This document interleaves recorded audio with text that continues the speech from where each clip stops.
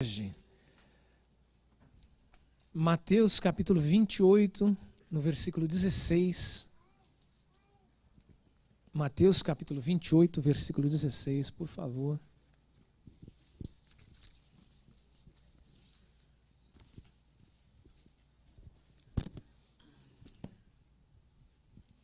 Mateus capítulo 28, versículo 16. Um assunto dos mais famosos que nós ouvimos, principalmente depois que nós nos batizamos. Diz assim, a palavra do Senhor, Mateus 28, versículo 16. Seguiram os 11 discípulos para a Galileia, para o monte que Jesus lhes designara. E quando o viram, o adoraram, mas alguns duvidaram. Jesus, aproximando-se, falou-lhes, dizendo: toda autoridade me foi dada no céu e na terra. Ide, portanto, fazei discípulos de todas as nações, batizando-os em nome do Pai, do Filho e do Espírito Santo, ensinando-os a guardar todas as coisas que vos tenho ordenado. E eis que estou convosco todos os dias até a consumação dos séculos. Aleluia. E o outro texto, Atos, capítulo 2, versículo 37 ao 47, diz assim: ouvindo eles, estes mesmos discípulos, estas coisas, compungiu-lhes o coração. No caso aqui a multidão, estava ouvindo quando Pedro discursou. Compungiu-lhe o coração e perguntaram a Pedro e aos demais apóstolos: que faremos? Respondeu-lhes Pedro: arrependei-vos e cada um de vós seja batizado em nome de Jesus Cristo para a remissão dos vossos pecados e recebereis o dom do Espírito Santo, pois para vós outros é a promessa, para vossos filhos e para todos os que ainda estão longe, isto é, para quantos o Senhor nosso Deus chamar. Com muitas outras palavras deu testemunho e exortava-os dizendo: salvai-vos desta geração perversa. Então os que lhe aceitaram a palavra foram batizados, havendo um acréscimo naquele dia de quase 3.000 pessoas, e perseveravam na doutrina dos apóstolos, na comunhão, no partir do pão e nas orações. Em cada alma havia temor, e muitos prodígios e sinais eram feitos por intermédio dos apóstolos. Todos os que creram estavam juntos, interessante, e tinham tudo em comum.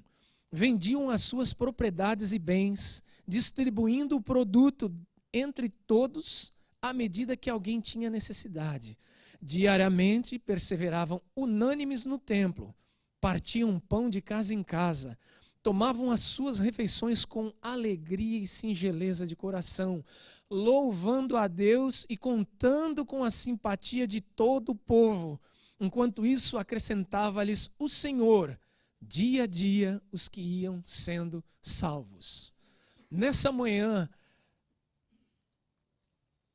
o título desta mensagem, ou pelo menos desse pensamento para com os irmãos, é Coração em Chamas. Coração em Chamas. Mas antes eu gostaria de ler no site Portas Abertas desse ano. Eles têm uma classificação de todos os países em que a propagação do Evangelho, o anunciar Jesus Cristo é dificultado ou não. Então essa organização, Portas Abertas, possui contato com missionários, com pastores, com igrejas locais no mundo todo. E eles fazem um ranking de países em que é difícil pregar o Evangelho. Então os irmãos podem ir lá, www.portasabertas.com.br ou .com, eles têm lá o ranking dos países. E sabe qual é o primeiro país há 17 anos na liderança? Coreia do Norte.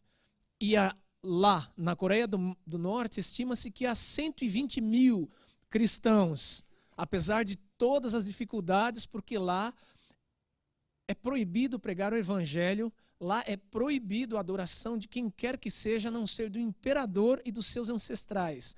Há o culto ao imperador. Se você falar que Deus é bom, você é preso. Se você falar que o imperador é demais, eles vão dizer: bom garoto. há 17 anos, a Coreia assume o primeiro posto como o país que mais persegue quem tenta falar das boas novas de salvação e que não admite que se fale de Deus, que se fale de Jesus naquele país, Coreia do Norte. O segundo lugar mudou. Até uns anos atrás era a Arábia, depois o Irã, hoje é o Afeganistão. Depois nós temos a Somália, temos a Líbia, o Paquistão, o Sudão, África, Eritreia, Iêmen, no Irã. O Irã agora é o número 8 e possui lá dentro do Irã aproximadamente 800 mil cristãos. 800 mil. O 10º país, sabe qual é? A Índia. A Índia também, até uns anos atrás, era top 5, estava entre os 5 que mais perseguiam. Mas a Índia tem 65 milhões aproximadamente de cristãos. O 18º país é Mianmar, que eu já vou falar. O 27º, por incrível que pareça, o 27º é a China. O 38º vai ter a Copa do Mundo, é o Catar. O 39º é o México. O México, por causa das guerrilhas, junto com a Colômbia, são 2 países nas Américas, na América Central, da América Central para baixo, México na América do Norte e a Colômbia na América do Sul, são 2 países difíceis de pregar o evangelho porque as drogas e as guerrilhas dominam. E os irmãos sabem que onde o evangelho chega, as drogas, as bebidas, as maracutaias, elas acabam sumindo. Então, para os guerrilheiros, para as milícias, para aqueles que são fora da lei, o evangelho não é interessante, porque o evangelho muda as pessoas. Então, onde o crime é muito alto, onde a legalização das drogas ou a influência das drogas é muito alta, eles brigam para que a igreja não chegue, porque se eles sabem que se a igreja chegar, o mercado deles quebra. Então o México e a Colômbia, eles têm um grau de dificuldade em aceitar a igreja, não é porque eles são católicos, não, é porque a guerrilha sabe que em Jesus chegando, a verdade liberta, a verdade transforma e o comércio deles acaba. No Brasil, existem aproximadamente, 4.800 religiões, na religião do que se imaginar. Há 500 mesquitas hoje e mais de 1 milhão de muçulmanos no Brasil. Pensa. O Brasil é tido como o segundo com o maior número de testemunhas de Jeová. O Brasil é considerado o maior país espírita do mundo. E o Rio Grande do Sul é o cabeça, é o estado número 1. O Brasil é Brasília. Tem alguém de Brasília aqui? É considerada a capital mundial do esoterismo. Sabe o que é isso? Aquele pessoal que põe triângulo, diamante, pessoal esotérico. Brasília é considerada a capital do mundo. Mundial. Existem mais de 10 mil seitas no mundo. 6 mil na África. E só aqui, nos Estados Unidos, dessas 10 mil seitas, nós temos aqui conosco, nossos vizinhos nos Estados Unidos, aqui 1.200 seitas. O islamismo é a religião que mais cresce no mundo, sendo que 80% dos que adoram Maomé não ouviram falar do evangelho. 80%. É muita gente. Aí os países que mais contribuem com missionários, que enviam missionários, eu já disse uma vez, continua ganhando disparado. Os Estados Unidos, aqui, eles mandam missionários para o mundo, embora o evangelho aqui não seja repregado, porque tem muito desviado nesse país, mas o evangelho ele é levado pelos americanos por aproximadamente 127 mil missionários por ano. E para nossa alegria, o Brasil vem em segundo, com aproximadamente 34 mil missionários sendo enviados pelo mundo afora, seguidos da Espanha, da França, da Itália, da Coreia, com 21 mil. Jesus é, sem dúvida, quando nós falamos de missões, o primeiro e mais completo missionário, porque a Bíblia fala, 3,16 de João, porque Deus amou o mundo de tal maneira que enviou o seu Filho. E nesse mesmo evangelho de João, aparece mais de 40 vezes a citação, aquele que me enviou, ou como me enviaste, mais de 40 vezes, só no evangelho de João. E há uma definição que achei interessante de um autor, que ele diz assim: missionário é aquele que possui uma mensagem divinamente autorizada com um propósito definido de evangelização, pregar as boas novas. O propósito do missionário é pregar as boas novas, fundação e edificação da igreja de Jesus. Porque nós, de certa forma, todos nós já ouvimos: eu estou nos Estados Unidos, eu sou missionário, você é missionário. Será? Se você não prega o evangelho, você é turista. Eu sou turista. Não me venha com essa história: não, nós estamos na América, nós somos missionários. Missionário é aquele que abre a sua boca para falar do evangelho. O evangelho é Jesus, para edificação de vidas, para transformação de vidas. Se isso não é o nosso caso, então saiba que você e que eu fomos enganados durante muitos anos, e nós não somos missionários, nós somos turistas. Porque o verdadeiro missionário vai falar de Jesus. Há um pastor que ele diz que ele estava viajando e de repente ele chegou perto de um guarda para pedir informações, e esse policial estava lendo a Bíblia. Imagina a cena, ele lendo a Bíblia. Aí o pastor perguntou: você está lendo uma Bíblia? Ele falou: não, pastor, eu só estou lendo aqui umas coisas aqui, eu estou lendo. Aí ele se identificou: pois é, seu guarda, eu sou pastor da Assembleia de Deus, por sinal, eu sou pastor. O guarda tomou um susto e falou: pastor, paz do Senhor. Ou seja, se ele não se identifica como pastor, aquele homem diria: eu estou lendo um livro, eu estou lendo a Bíblia, um livro religioso. Mas quando ele se identificou, então veio um espírito de religiosidade nele.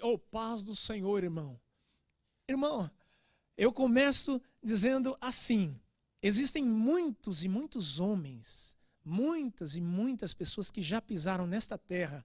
E o livro de Hebreus, no capítulo 11, dá uma pequena lista dos chamados heróis da fé. Mas aí houve um homem chamado Orlando Boyer, missionário no Brasil, que também escreveu um livro fantástico, Heróis da Fé.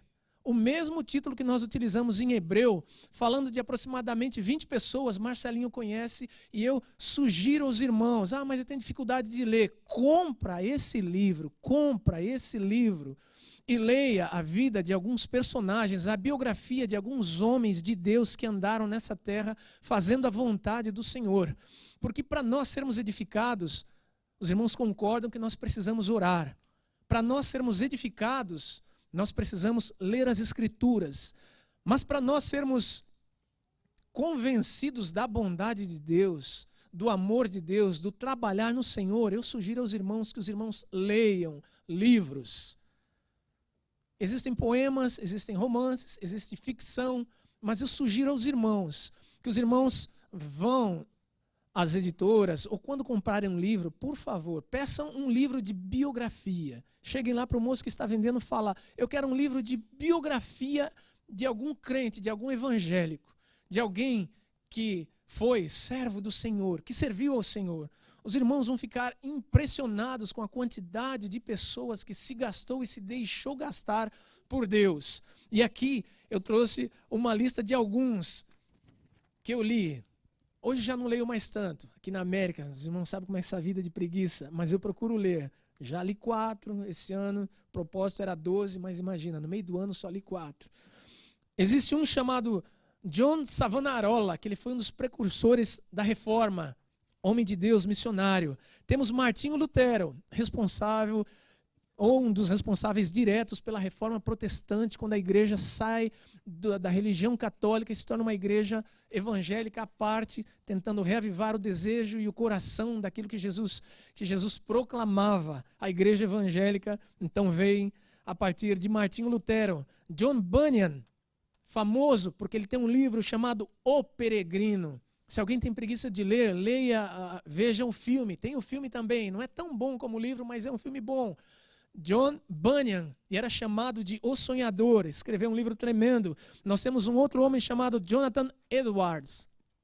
Ele escreveu um sermão, Pecadores nas mãos de um Deus irado. E à medida que ele lia o sermão, as pessoas tinham a impressão que, de fato, a terra estava se abrindo e que eles estavam indo para o inferno em função da vida que levavam. E o homem com a vela, não tinha essas luzes, estava lá na luz de vela lendo, e ele não sabia o que acontecia na congregação. Quando ele terminou o sermão, disseram que as pessoas vinham na frente pedirem por misericórdia para que ele orasse, para que Deus lhe salvasse a vida, e eles estavam impressionados, aterrorizados com o inferno a partir do sermão que este homem pregou, e entrou para a história com o título do sermão que ele deu: Pecadores nas mãos de um Deus irado. Imagina o que ele não disse aquela noite. E foi baseado no livro de Deuteronômio. Depois nós tivemos um chamado David Brainerd, que foi pregador dos índios aqui americanos. Temos um chamado William Carey, que é considerado o pai das missões. E dele eu tenho uma frase interessante que eu vi, aí eu tive que anotar no que estava mais fácil na mão. Uma frase dele que dizia: espere grandes coisas de Deus, aleluia, a vitória, mas tente grandes coisas para Deus. Nós queremos grandes coisas de Deus, não queremos fazer nada para Deus, queremos fazer alguma coisa para Deus. E esse missionário ensina dizendo: você quer grandes coisas de Deus? Então, meu querido, faça coisas grandes também para Deus. Tivemos um que eu amo, li vários livros dele, chamado Charles Finney, que foi um avivalista, que foi um homem que onde ele chegava, a graça do Senhor chegava antes. Ele se preparava para ir pregar em algum lugar, ele se preparava para falar de Jesus, mas ninguém sabia explicar o que acontecia depois que ele saía, no tempo em que ele estava e muitas vezes antes. Aqui em Nova York, onde ele pregava, diz que as boates eram fechadas depois que ele pregava. No momento que ele estava pregando, ninguém queria fazer nada, porque o sermão era tão envolvente, a palavra do Senhor era tão interessante, era tão direta aos corações e às vidas, que as pessoas ficavam aterrorizadas, ficavam impressionadas, ficavam congeladas e pediam, precisavam desse Deus, precisavam desse segredo, precisavam dessa misericórdia. Acontecia, Charles Finney, não era raro ele de repente se preparar para ir pregar num lugar, e antes dele chegar naquele lugar, a igreja já está cheia de pessoas não crentes, chorando com um coração tão acusador, que só esperavam um momento de saberem qual era a saída para a vida eterna. Charles Finney, tem livros dele, por favor, muito bom. Houve um outro homem chamado George Miller.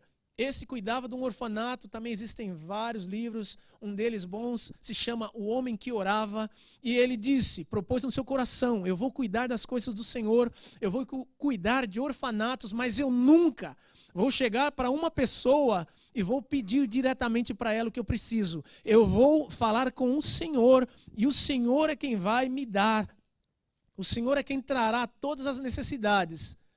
E os biógrafos, as pessoas que andaram com ele, as pessoas que o conheceram, disseram que durante toda a sua vida, quase 60 anos em que ele cuidou de orfanato, não foram raras as vezes em que a provisão chegou meia hora antes, chegou uma hora antes, mas nunca faltou comida para os órfãos, nunca faltou dinheiro para cumprir os compromissos. Ele sempre dizia: Deus vai prover. Conta uma história que uma vez ele estava para vir para os Estados Unidos para pregar, ele estava na Inglaterra e havia um nevoeiro e ele desceu até o porão do navio. Aí ele, não satisfeito, subiu, e aquele nevoeiro intenso. Aí o capitão viu que ele estava preocupado e disse: é impossível nós chegarmos no fim de semana, daqui 2, 3 dias, onde nós devemos estar. O navio vai ter que parar agora porque está muito intenso o nevoeiro. Ele falou: capitão, então o senhor desça comigo, nós vamos orar e eu vou falar com aquele que manda no nevoeiro, que comanda a história, ele vai mudar a situação. O capitão disse: olha, você pode fazer o que você quiser, não vai acontecer nada, nós não sairemos, mas eu vou orar com você pela sua insistência. Foram até o porão de novo, e ele ora e fala: Senhor, dissipa o nevoeiro, dissipa, Senhor, esta névoa que impede que eu esteja no lugar onde eu devo estar.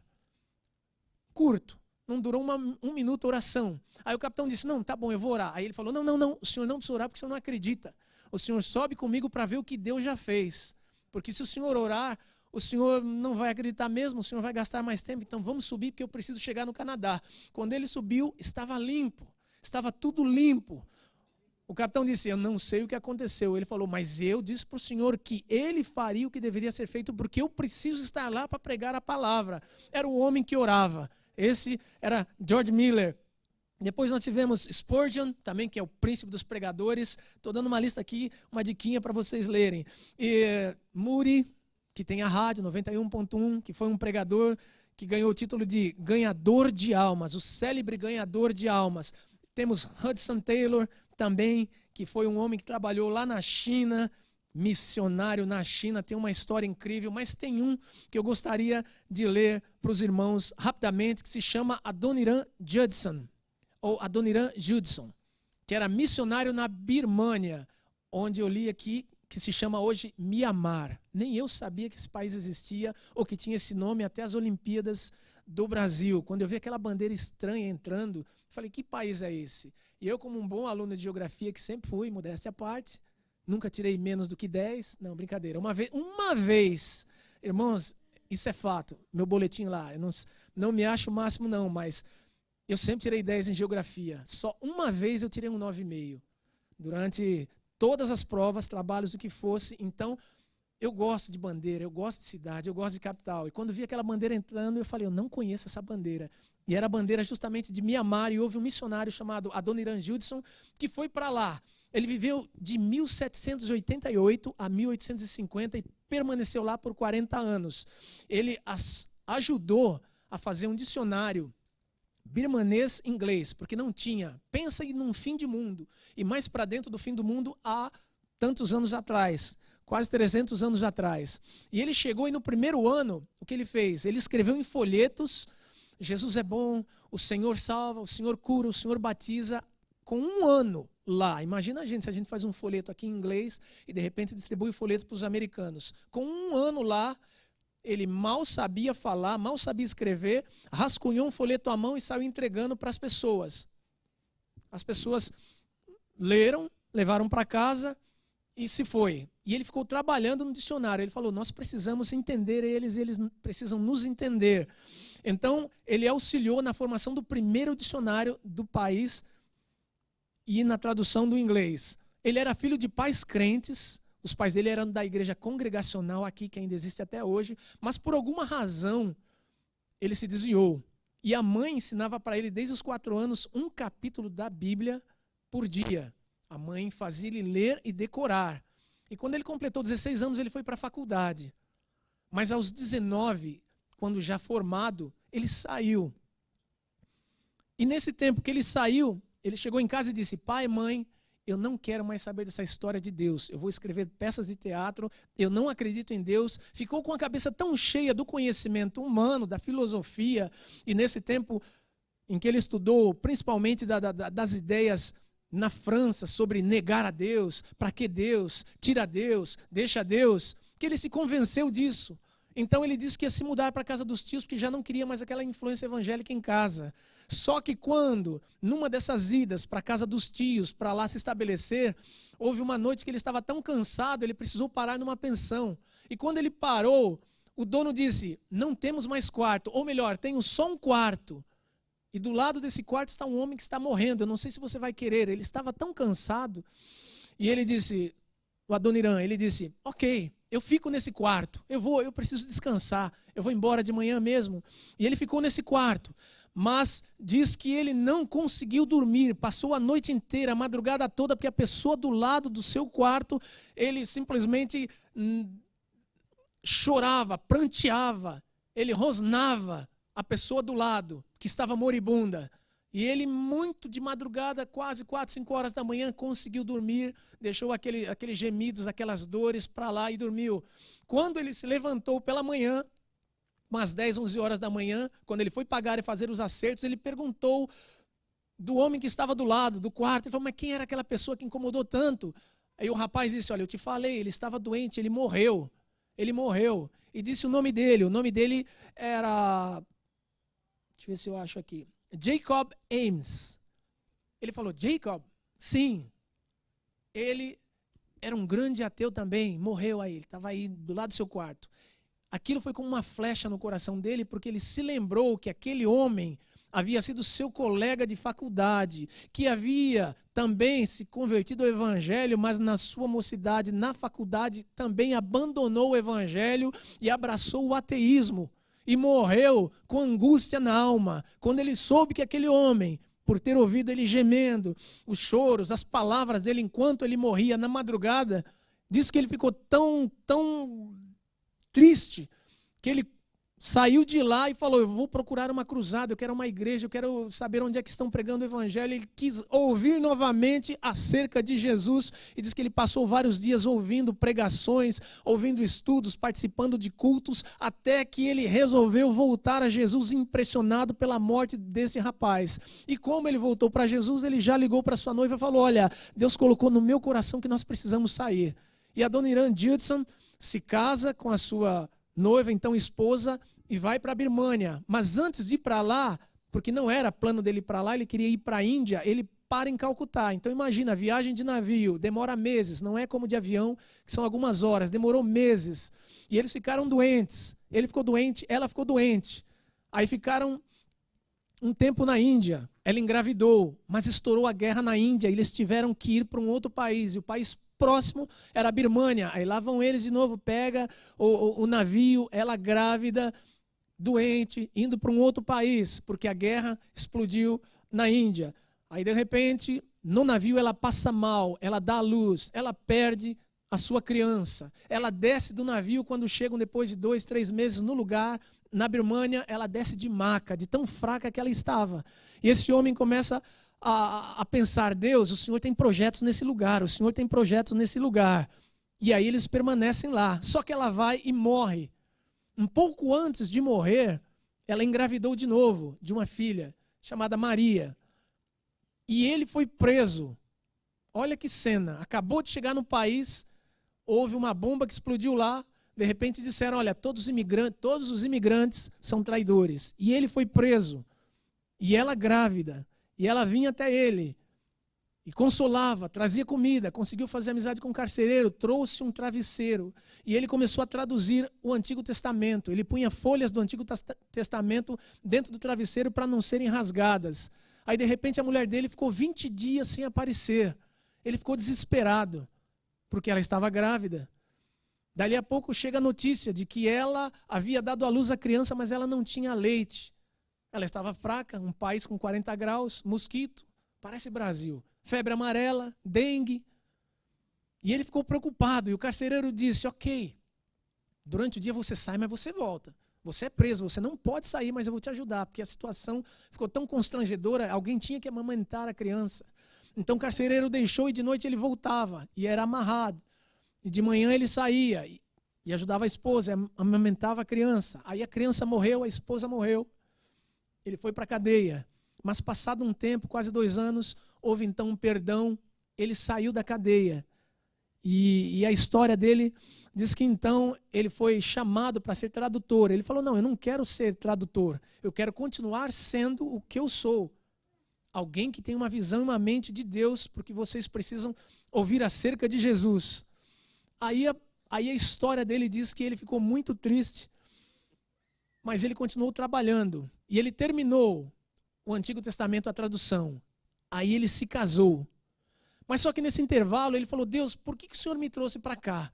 Perdi esposa, perdi 2 filhos, fui preso, fui xingado, fui humilhado. E até agora nada.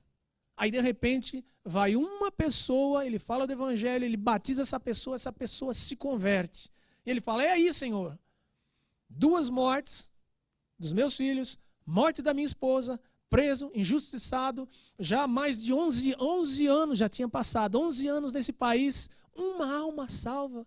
Senhor, e agora o que eu faço? O Senhor me trouxe para cá com propósitos tremendos. Então diz que ele estava tão depressivo e tão triste que as pessoas chegavam nele e falavam: não, e o seu propósito, e a sua alegria de estar aqui? Ele falou: Deus trouxe, Ele vai cumprir, eu sei, mas é que é um momento de dor. Então de repente chegam alguns homens e perguntam para ele: o senhor é estrangeiro? O senhor sabe quem escreveu esses folhetos aqui? Ele falou: quais folhetos? Olha, que existe um inferno, que existe um Deus, que existe salvação, como é que nós fazemos? Então diz que ele ficou preocupado e falou: existem outros missionários por aqui também, e eu não sabia. Ele falou: não, é um desse folheto aqui. Quando ele pega o folheto, ele reconhece naquelas mal traçadas linhas. Ele falou: e só pode ser imigrante porque está tão mal escrito na nossa língua aqui, que é coisa de imigrante, mas aqui fala de inferno, fala de um Jesus. O Senhor pode nos ensinar, o Senhor pode nos falar.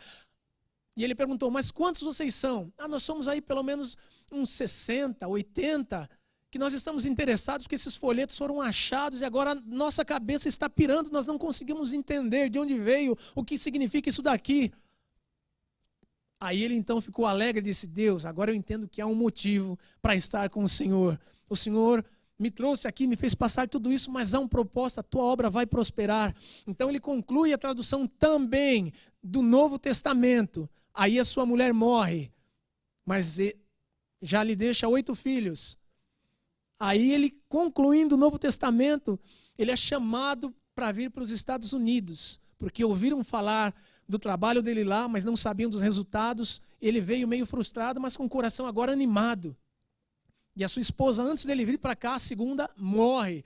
Então ele chega aqui, ele começa a pregar e a falar daquilo que Jesus fez na sua vida, de tal maneira de levar as pessoas que levou em volta. Ele falou: mas o nome do Senhor é glorificado, porque existem pessoas que precisam saber de Jesus. E aí, depois de um ano aqui, ele se casa de novo pela 3ª vez. E tem mais alguns filhos. Qual é o legado dele? Ele deixou lá 163 missionários no lugar. Ele deixou 1.144 convertidos, batizados e congregados quando ele retorna.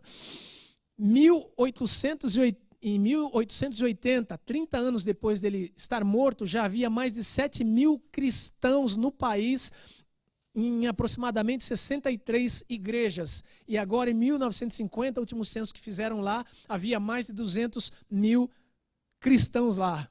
Com tudo isso, essa história significa o quê, irmãos? Quando nós temos um propósito de Deus, conforme aqui nós lemos no livro de Mateus, que Jesus nos encarrega, nos manda, nos dá ordem para que nós preguemos o evangelho, para que nós vamos, para que nós façamos alguma coisa, porque os 3 verbos que ele classifica lá é ide, não é? 28, ide, fazei e batizai. Às vezes nós pensamos que o nosso ide é ir para os Estados Unidos, é ir para a Tailândia, é ir para a América. Não, nós precisamos ir sim, irmãos. Mas para onde? Para fora das fronteiras? Não, nós podemos atravessar a rua. Atravessar a rua é um ide.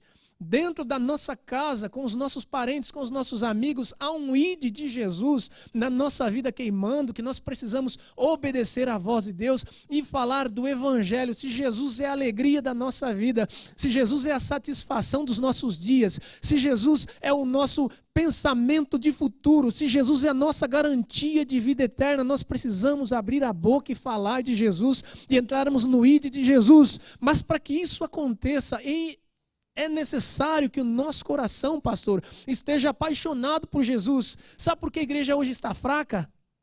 Há uma expressão aqui de um pastor que ele disse, eu achei tremendo: o maior mal que já fizeram ao cristianismo foi arrancar os dentes da nossa pregação. Estamos mordendo hoje com a gengiva, sem euforia, sem militância, nem paixão. Falta ao cristianismo essa dimensão de vibrar por Jesus, exultar por causa de Cristo. Foi esta frase que ficou queimando no meu coração esses dias, e por isso eu escolhi esse texto, Corações em Chamas. Ele fala o segredo da vida cristã. Uma vida cristã que vale a pena é uma vida cristã em que se é apaixonado pelo dono da obra. Vida cristã é um coração inflamado por Jesus. Vida cristã é um coração apaixonado por Jesus. Não no sentido literal dos dicionários, não quero saber do dicionário. Eu digo que uma vida que vale a pena em Deus, irmãos, é uma vida que você é apaixonado por Jesus. Quando nós perdemos a paixão pelo nosso trabalho, nós procuramos outro, nós queremos nos aposentar. Quando nós perdemos a paixão pela nossa casa, nós gostamos de ficar mais tempo fora. Quando nós perdemos a paixão pela nossa esposa, a gente procura outras coisas. Não digo nenhuma outra. Às vezes a experiência é tão ruim que não quer uma outra. Quer futebol, quer amigos. Mas quando você perde a paixão, você perde a inspiração. Quando você perde o fogo, a graça de Deus na sua vida, tudo fica sem graça. A vida cristã não pode, não deve ser sem graça, apática. Ela não pode ser amarela. Ela não pode ser indiferente. Há que arder nos nossos corações o sentimento de dizer, fica Jesus mais um pouquinho. No meu tempo dos mais antigos, pastor Marco combinaria muito bem esse hino. Se pudesse gravar ele há 100 anos atrás, havia um que dizia, fica Jesus mais um pouquinho, não vá sem eu antes lhe falar, como és maravilhoso, tua presença. Não é? E nós cantamos hoje, é mais bonito. Santo é bonito, mas esse hino já era profético naquele tempo. Fica, Jesus, mais um pouquinho. A tua presença alegra esse lugar. Ou seja, nós éramos chamados, nós éramos ensinados, nós éramos desafiados, nós éramos convidados a ficarmos com Jesus, a pedir para que Jesus ficasse na nossa vida. Estamos no mês de julho, já quase acabando julho. As irmãs vivem reclamando que a gente não fala, eu te amo, mas eu pergunto para você, este ano, quantas vezes foi que você falou, do nada, Jesus, eu te amo, sem necessidade, sem luta, sem dificuldade, você só abriu a sua boca e falou, Jesus, eu te amo. Quantas vezes foi que nós dissemos isso, irmãos? Nós estamos perdendo de longe para os ímpios, que estão muito mais inflamados, Jadson, pela política, muito mais aguerridos pelo futebol, muito mais interessados nas causas ecológicas, muito mais interessados em brigas. Nós estamos perdendo de longe para eles porque nós estamos perdendo a paixão por Jesus. Nós achamos que Jesus já fez a sua parte, não fez mais que obrigação, agora nós estamos cuidando da manutenção para irmos para o céu. Mas saiba que nós não fazemos nenhuma manutenção, nós não fazemos nada se a graça do Senhor não estiver na nossa vida. Se nós viermos para cá porque é domingo, se nós viermos para cá porque o pastor está aqui, se nós viermos para cá porque a música é boa, se nós viermos para cá porque nós gostamos de abraçar as pessoas, nós estamos no propósito e no fundamento errado. Nós precisamos entrar por essas portas apaixonados por Jesus, dizendo, Jesus, eu te adoro. Senhor, eu não sei o que acontece na minha vida, mas traz mais alegria na minha alma com a tua presença. Senhor, eu posso ter dinheiro, eu posso ter projetos, eu posso ter ambições, mas nada disso, Senhor, me garante a alegria e a satisfação de ter o Senhor na minha vida. Entra na minha vida, Senhor, faz de mim um homem sincero. Eu entro, eu sento, eu canto, eu ouço, mas meu coração não arde, o fogo não inflama. Senhor, eu não me sinto disposto a fazer nada. Saiba que nós estamos vivendo uma vida cristã doente, porque Jesus está tão perto de nós, a presença dele alegra o lugar, e nós ficamos com o coração ainda entristecidos, amarrados, amargurados por causa de situações, de detalhes, de vontades e muitas vezes até de coisas reais que nos abatem o ânimo. Mas quando a paixão do Senhor entra no nosso coração, quando nós nos reapaixonamos por Jesus e com Jesus, os desafios voltam a ser verdadeiros e reais. Nós cantamos com alegria. Nós, aliás, não precisamos nem de música para cantar, nós precisamos dele, que nos inspira, que nos alegra o coração. Nós nos lembramos do que ele faz, de como ele é, e a nossa alma vibra. Nós podemos passar pela morte, mas nós lembramos que ele é a nossa alegria, que ele é a nossa garantia, que ele é a nossa satisfação. A nossa alma se aquieta. Mas paixão, quando falta a paixão, falta a dimensão do amor de Deus. Quando falta a paixão, falta o desejo de fazer. Já viram uma pessoa apática, uma pessoa sem paixão para viver? O desejo dela é suicídio, é morte, é tristeza, é angústia. O desejo dela é ficar na sombra, mas quando a paixão entra, o vigor novamente torna a trazer vida, e vida com alegria, vida com sorriso, vida com expressão. Um coração apaixonado é um coração que arde para Deus. Um coração apaixonado é um coração inflamado no Senhor. Um coração que ama Jesus, não se deixa levar por situações. Pode passar um dia, pode passar 2 dias, pode passar uma semana, mas ele sabe que o seu Redentor está com o seu lado. A vida que nós vivemos aqui é só uma vida de ensaio para que quando nós estivermos lá, nós possamos cantar com Ele, dançar com Jesus. Vamos fazer como Davi, vão chamar de louco, mas fala: Jesus, vem dançar comigo, vamos dançar, Jesus. Passar uma eternidade adorando alguém que nos ama, alguém que só nos faz bem, alguém que jamais desistiu de nós. Nós precisaríamos recordar quão bom é Jesus na nossa vida, mas o inferno, as trevas, parece que pregam as suas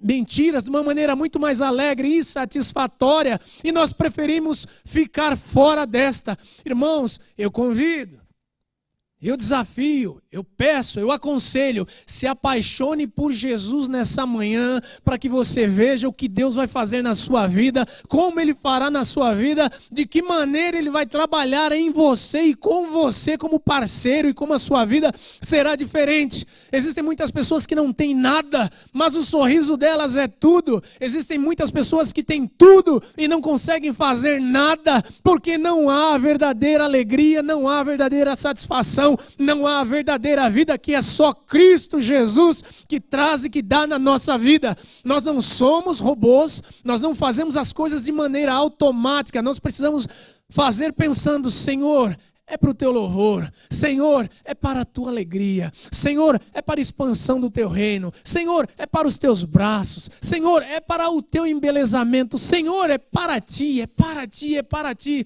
Mas sabe quem dá essa paixão nos nossos corações? Não é algo natural. É o Espírito Santo de Deus que entra na nossa vida, que nos inflama. E aí ele levou Pedro a fazer um discurso para quase 3.000 pessoas. Para muitas pessoas, e quase 3.000 ouviram aquela palavra e se perguntavam: que palavra é essa? Que palavra é essa? Como é que nós podemos resistir a essa palavra? Era a palavra do Senhor dizendo: olha, vocês mataram aquele que era o dono da vida por causa de vocês. Ele doou a sua vida, mas Ele está ressurreto, Ele está vivo. Ele tem um desejo tremendo de que vocês o conheçam, de que vocês saibam quem Ele é. E essa palavra veio ao coração deles, entrou e inundou, sabendo que eles eram maus, que sim, eles estavam num caminho errado, resolveram mudar de vida. O Espírito Santo lhes ajudou, foram batizados, foram ensinados, começaram a cuidar uns dos outros, esperando a volta de Jesus, dizendo: não, Ele vem, mas se você precisa de alguma coisa, conta com o meu abraço, conta com o meu ombro, conta com o meu conselho, conta com a minha ajuda. Eles estavam com o coração inflamado e cheio, não é porque viram Jesus, é porque o Jesus a quem eles não viram, mas ouviram, creram e receberam e passaram a viver, dizendo: seja a nossa vida toda perdida, seja esta vida como um nada, mas que Ele seja tudo em nós. Passaram a agir e a fazer a vontade do Senhor. E daí Deus levanta milhares e milhares de vidas anônimas que estão povoando os céus, que estão dizendo: olha, o endereço é para cima, o endereço é para lá, é com Ele, é para Ele, é dele, é por Ele. Porque Deus, quando mandou Jesus, queria sim formar uma grande família, e Ele não desistiu do propósito de ter homens e mulheres como seus filhos. Poderia ter destruído, povoado com anjo, povoado com tantos outros seres que Ele poderia ter criado, poderia ter dado um fim no diabo, mas não. Ele viu valor e eu não sei qual, Ele viu qualidade, eu não sei como, mas Ele viu graça no homem e disse: vou levar, faz parte da minha família, é nossa imagem, é nossa semelhança. Jesus vem, nos leva, nos transforma, nos tem dado garantia de lugar, de endereço celestial, mas nosso coração só vai conseguir chegar lá, volta a dizer, se nós estivermos com o coração inflamado, como esses homens estiveram e estavam, em seguir ao Senhor, em renunciar, em não olhar para trás e dizer: a minha vida agora é para Jesus, é o Senhor que me ensina, é ao Senhor que eu sigo, é pelo Senhor que eu marcho, é no Senhor que eu ando, é com o Senhor que eu vivo. Homens cujo coração não olhavam para trás, não pensavam que esse mundo tivesse alguma coisa que lhes agregasse desse mais valor. Sabe por quê? Porque Deus tem tudo, é dono, é sabedor, é fazedor de todas as coisas, e esta terra é um simples rascunho, esta terra é muito pouco diante daquilo que Deus tem preparado, de que Deus fez, de que o Senhor tem nos altos céus para nós. Ele preparou coisas excelentes, as boas estão aqui, mas as coisas excelentes que o olho não viu, que o ouvido não viu, Ele tem preparado para os seus filhos, porque Ele fala, se esta vida aqui é agradável, se esta vida aqui é gostosa, se eles abrirem o coração, se eles souberem como a vida lá é muito melhor do que a vida daqui. Por isso muitas pessoas houve que deram as suas vidas pelo Evangelho, como esses missionários, e na própria Bíblia nós vamos achar um número imenso de pessoas que não abriram mão do seu Deus, porque não eram religiosos, porque não estavam apegados a leis, a regras, a costumes. Eram pessoas que conheceram Deus de perto. Daniel, Sadraque, Mesaque, Abdenego, Elias, Moisés, Davi, Salomão, Isaías. Salomão errou, mas eu creio que ele escreveu tantas coisas acerca do Senhor, que só pode vir de um coração apaixonado. E a paixão não desaparece do dia para a noite. Você pode perder, mas se você ainda assim permitir-se sensível, permitir que o Espírito Santo de Deus trabalhe na sua vida, com humildade, com simplicidade, a chama reacende, a chama volta. Porque Jesus foi num casamento para dar a ilustração de que o casamento ele não é completo em si. E esses dias eu não sei com quem eu conversava, falei, não sei se foi com o pastor Marcos, eu disse, olha, eu estou orando para que Deus traga vinho nos relacionamentos, para que Deus traga vinho nos casamentos. Vai encher a cara. Não. Jesus é o vinho que traz saúde, traz alegria para todas as situações, seja no casamento, seja no emprego, seja numa sociedade, seja no relacionamento que for. Nós precisamos de alegria, mas essa alegria tem nome, é Jesus. Não existe um paliativo, não existe uma situação que você possa dizer, olha, se eu estudar, eu vou ficar alegre. Você vai estudar, você vai querer fazer um curso de extensão, um curso de pós-graduação, um mestrado, um doutorado, um pós-doutorado, uma segunda, uma terceira, uma quinta faculdade, não vai preencher.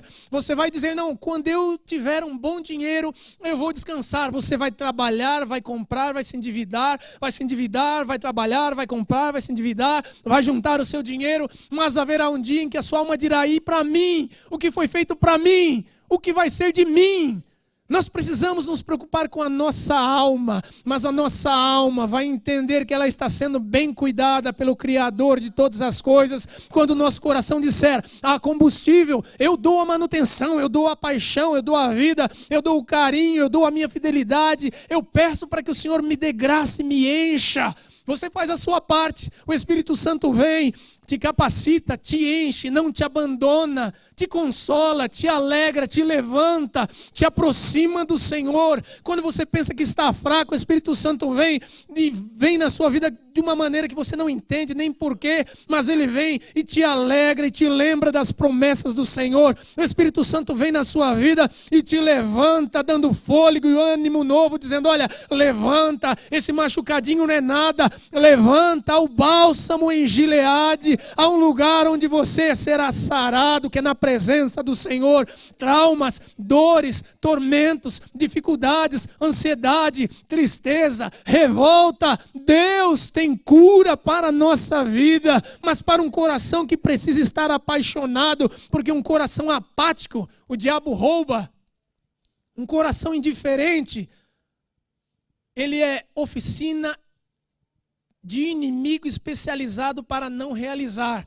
O apático não faz, mas o apaixonado não se preocupa em fazer cara de bobo. O apaixonado não se preocupa em cometer micos. O apaixonado não se preocupa em que o tempo possa ser longo demais, o apaixonado vai, o apaixonado faz, o apaixonado insiste, o apaixonado quer, o apaixonado sonha, o apaixonado se aproxima, o apaixonado deseja, o apaixonado não desiste. Quando um coração inflamado pelo Espírito Santo de Deus ganha a paixão de Deus, ele não muda, ele simplesmente passa pelas situações, ainda que chore, ainda que haja tristeza, ainda que haja alegria, mas o coração apaixonado fala: Deus, é do Senhor, é para o Senhor. Se o Senhor quiser, mói mais, Senhor, bate mais, pisa mais, mas que saia glórias ao teu nome, Senhor, que saia louvor ao Senhor, que o teu reino cresça, que a tua vida, Senhor, na minha vida, seja aumentada para ganhar mais vidas. Nós precisamos ter o nosso nome escrito no livro da vida, irmãos, mas não apenas como fazedores. Fazedores, Deus tem os anjos, cumprem muito bem e melhor qualquer ação ou coisa que nós queiramos fazer, eles fazem com uma eficácia tremenda e melhor. Mas nós temos o diferencial, nós temos um coração que pode optar por fazer ou não, por ser mudado ou não. Anjo, Deus manda fazer, ele faz com muita alegria porque o Senhor mandou. Nós recebemos ordem, ficamos olhando, pensando, e aí decidimos, não. Mas um coração apaixonado não resiste à voz de Deus. Um coração apaixonado vai fazer loucuras e vai passar por situações que ninguém entenderá, mas o Espírito Santo de Deus dirá: meu filho, é por aí. O que vale um homem perder 3 esposas, 7 filhos, ser preso, ter a sua vida material destruída, não olhar para a aposentadoria, para o futuro. Os irmãos me perguntariam: que homem é esse? Serviria para ser um herói? Aos olhos do conceito humano comum, não. Mas aos olhos de Deus é mais do que um herói, é um parceiro de Deus. Mais do que um parceiro, é um filho de Deus, é um abraçado por Deus, é alguém por quem Jesus, quando fala ao Senhor, fala: Pai, é por eles, é por eles, é com eles. Descruze os seus braços, atravesse a rua, fale do Evangelho, fale desse Jesus que muda, fale desse Jesus que transforma, fale desse Jesus que modifica. O mundo precisa saber, mas não porque eu insisto, mas porque eu tenho uma paixão no meu coração, uma convicção, uma alegria. Eles me ouvem, mas antes de me ouvirem, eles me veem. Seja assim o nosso desejo, seja assim a nossa vontade, de que nós, com o coração apaixonado, cheios de Deus, nós estaremos falando de Jesus a este mundo que precisa, irmãos, ouvir de Jesus. Temos as redes sociais, temos internet para todos os lados, todo mundo usa internet ou parafernálias eletrônicas, mas o Evangelho tem sido acelerado e usado por esses meios. Dizem que às vezes uma pessoa desses famosos, ele simplesmente, quebrei um dente, vai lá, 300 mil likes em questão de minutos.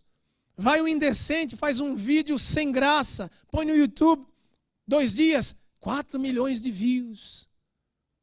E nós fazemos o que dessas ferramentas para com o Evangelho? Para dizer: olha, o Evangelho transforma a sua vida. Jesus muda a sua história. Jesus tira você da morte para a vida. Jesus entra no enterro, te separa a parte, te dá consolo, te dá vida, te dá vitória, te dá graça, sim. E nós o que fazemos disso? Entendam, uma vez mais, nós precisamos de um coração apaixonado, um coração que seja desafiado por Deus em todo o tempo. Nós não podemos, irmãos, aproveitar que o pastor não está. Quer saber, eu vou descansar. Você vem na igreja pelo pastor ou por Jesus? Quer saber, eu não vou fazer aquilo não, porque aí as irmãs do departamento vão achar que você faz por Jesus ou pelo departamento. Aqui existem apenas braços, ou onde quer que seja, existem apenas instrumentos que Deus põe para facilitar a nossa vida. O dinheiro para missões é bênção, mas ele não é tudo. A oração por missões é importantíssima, mas não é tudo.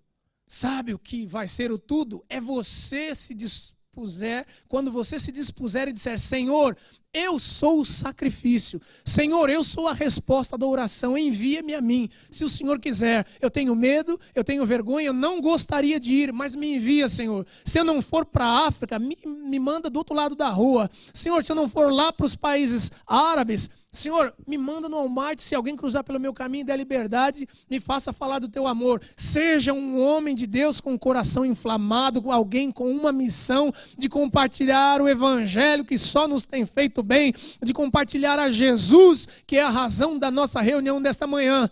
Muita gente fala, olha, mas o pastor não está aqui, ele não vai saber, ele não vai ver, não sei o que, está sem graça, Mazinho não veio. Irmãos, como diria minha avó, deixa de bestagem. Deixa de bestagem, Jesus está aqui, Ele precisa saber que você está aqui, você precisa saber que Ele está aqui, e nesse encontro é só alegria, é só festa. E eu volto a dizer, e fecho com esse hino, fica Jesus mais um pouquinho, não vá sem eu antes lhe dizer, como tu és maravilhoso, tua presença alegra o meu ser. Vamos orar. Pai amado, nós te damos graça porque o Senhor é sempre bom.